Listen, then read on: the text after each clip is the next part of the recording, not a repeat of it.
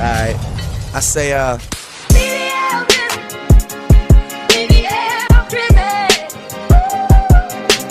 BBL Drizzy. Man, what a time it is. What a time it is to be alive when you're a Kendrick fan, man. Ever since Kendrick won, life's been good, you know? The sun's been brighter, everything has been much clearer. My ex finally called me back. Yeah, that last one was a lie. She still hates me. I've been waiting for this rap beef to happen pretty much my entire life. And it went exactly how I thought it would. Drake would underestimate what Kendrick is capable of and approach the beef a little too casually like he approaches all of his music, ultimately leading to his downfall. And I'm happy people are finally getting to realize how incredible of an artist Kendrick Lamar is. But I'm not enjoying Drake's downfall because of my love for Kendrick or my hate for Drake. It is ultimately because of my hate for Drake Meat Riders. Like, don't get me wrong, Meat Riders existed on both sides, which ultimately killed the fun for most people, but Drake stands are significantly worse. And this is a problem I had with them for a long time. They've let Drake get away with a lot of BS, especially when we're talking about his recent albums. And the thing I hated the most about Drake stands is downplaying what Kendrick is capable of and acting like he's in the same level as like DaBaby or something. But we can't even compare Kendrick Lamar's work with Drake's because Kendrick Lamar's writing is so far ahead, it's decades ahead from Drake's. And a lot of it boils down to what the purpose of their music is. On one hand, as of 2024, the purpose of Drake's music is to meet a commercial audience. It is catered towards a younger population and made to meet the demands of the general public. And let's be very honest with ourselves here. Drake is a pop artist, and there's nothing wrong with that at all. There's nothing wrong with him doing that. I'll even double down and say Drake is one of the best entertainers of our time, but that's where it ends. He's just an entertainer. On the other hand, we have Kendrick Lamar, whose music for the most part has been catered to empower the black voice. When you're listening to his music, it serves some kind of purpose. He's trying to speak to you. It's very intentional. Even musically, the way he just brings out certain moods is something that we've never seen. He truly encapsulates what rap is. So when I see people compare, say that you're a lesbian girl, me too, to this man's music, I have to step in and set things straight. You just cannot compare the two. And a lot of what Drake stands like to do is bring up his numbers and how consistently he drops music. And it's a simple argument of quantity and quality. Kendrick makes very high quality music and takes his time with it. Meanwhile, Drake's music is of good quality, but the fact that he drops like 30 plus songs a year makes his music feel saturated. But it works for him because he's gained enough popularity. But I hate that every other rapper is held to his standard because they don't want to drop 2 albums every year. Listen, Drake is not the #1 artist because he's the greatest rapper to ever live. That is simply not true. It's just that when it comes to marketing, he plays the game very well. And this beef has proved that can be taken away from him very quickly. I feel like I don't need to explain the whole timeline of how things went and any other details, because if you're watching this, you've been following it for a while too. So I'll try and summarize it as best as I can. Keyword being try. So it all started with the infamous Like That record. And may I just say, the beat, hard. The Future verse, hard. Me, so Kendrick Lamar, being the demon that he is, this is First Person Shooter, which is a song that J. Cole and Drake made, where J. Cole pretty much said that all 3 of them are buddies and they are part of some big 3. And Kendrick's like, I don't like peace.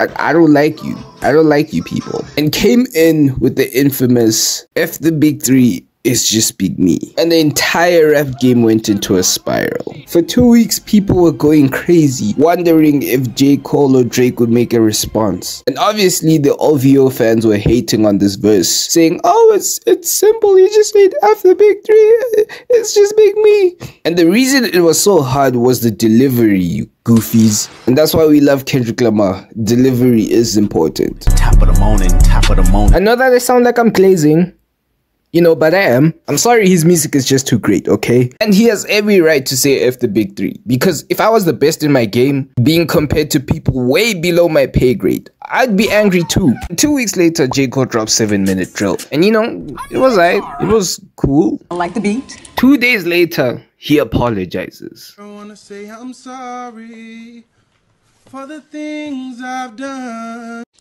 Oh, brother, this guy stinks! And first of all, I would like to apologize to J. Cole because I clowned him so much for that apology, not knowing how intense this beef was gonna turn out. That apology was actually the best business decision.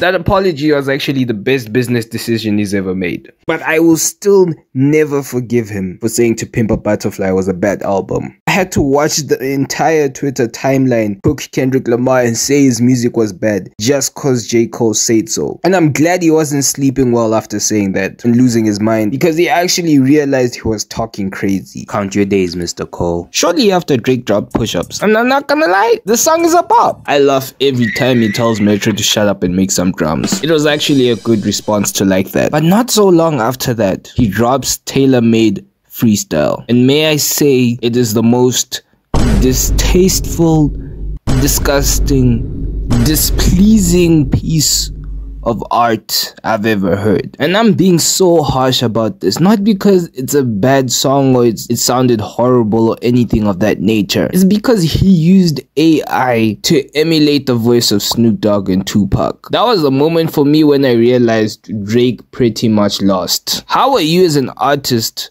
going to use AI when that tool is always used to steal your work and work against you? I feel disgusted talking about this. I don't know why everyone just ignores this so much like it was okay. No, it wasn't. And somewhere in the midst of all this, Rick Ross dropped a diss track. You know, Kanye tried to drop something, but you know, everyone ignored him.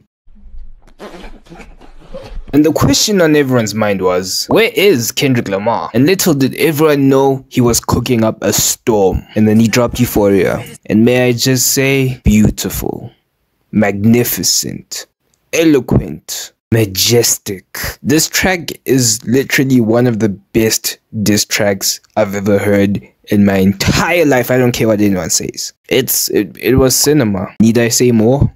And then he dropped 616 in LA after that. A classic back-to-back move that Drake used on Meek Mill. And may I just say, Kendrick, please drop it on streaming platforms. Please, we need this. So this is when things got serious. Drake drops Family Matters, and not 20 minutes after the song is dropped, Kendrick Lamar drops Meet the Grahams. Bro, I swear, I was in the middle of listening to that third beat switch and bopping my head, and I get a notification that Kendrick has dropped. And you know, I was like, yeah, he dropped already. He dropped like no less than 24 hours ago. And people are like, no, he dropped now. So then I go to my YouTube and check, and I turn that song on. That dark piano beat, that scary aura emanating from that song, bro. I swear I've only listened to it like 3 times from beginning to end. But I don't listen to it on my free time because I feel like it's not for me. It's not for the fans. It's like, it's a letter to Drake. Dear Adonis, how am I supposed to vibe to that? So this is how Kendrick had the strategic advantage. Drake's song was certified going to be a banger. It was gonna be a #1 song. I could already see it. And Kendrick Lamar takes that away from him by blocking its momentum and dropping Meet the Grahams. And that song had no traction after that. Drake, being the hitmaker that he is, lost his hit-making ability. And whilst people were still trying to digest Meet the Grahams, not even 24 hours later, Kendrick Lamar drops Not Like Us. And at that point, the beef was over. It sounded like Kendrick Lamar was already doing his victory laps. He had people two-stepping to calling another man a predator. And somehow people have the audacity to tell me he didn't win. What's crazy about this track is that it was an actual #1 hit and broke so many records. That was pretty much Drake's thing, and Kendrick Lamar took that away from Drake. Drake's strategy pretty much in the entire thing was to make some hits to win the hearts of the fans, you know, and make some memes in the middle of it. But not only did Kendrick become the hit maker, he also won the heart of the internet by removing the copyrights of all the diss tracks he made in this entire beef. So everybody using those sounds could eat. At that point, it was over. He won. You know, and the reason why people believe those allegations is because, like, Drake does have a weird history, you know, with younger women. So it wasn't too crazy of Kendrick Lamar, you know, calling him those things. Then, you know, Drake dropped the Hot Pot 6. And I'm not gonna lie, it was trash. I don't know what you want me to say. You know, somehow someone is gonna try and argue against me and say it's the greatest track ever made. But really? A track where he mentions Jeffrey Epstein and Millie Bobby Brown after getting dissed for being a predator. Okay, man. Okay, bro. Oh yeah, and Metro dissed him through a beat and pretty much summoned the whole SoundCloud community to come and diss him. But anyways, in conclusion,